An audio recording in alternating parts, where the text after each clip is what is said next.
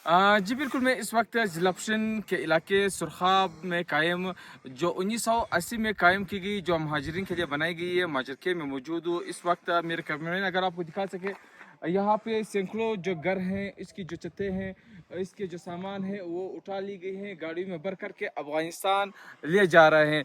इन लोगों का कहना है कि हम ज़बरदस्ती तो अपनी मर्ज़ी से तो नहीं जा रहे, लेकिन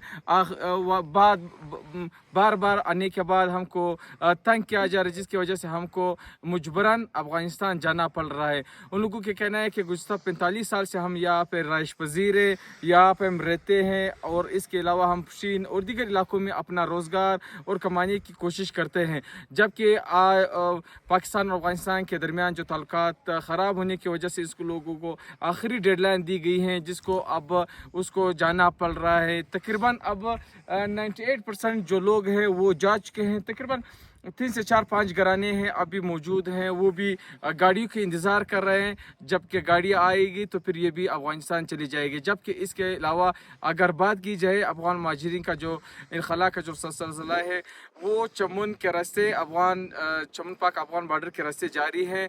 सरकारी आदाद शुमार के मुताबिक 2 लाख से ज़्यादा अफ़गान हैं वो अफ़गानिस्तान जा चुके हैं। जबकि चमन पाक अफ़गान बॉर्डर इंपोर्ट एक्सपोर्ट तजारत के लिए भी बंद है, जबकि सिर्फ अफ़गान महाजरीन के लिए जो जाने वतन वापसी का जो सिलसिला है उसको जाने की इजाज़त दी जा रही है।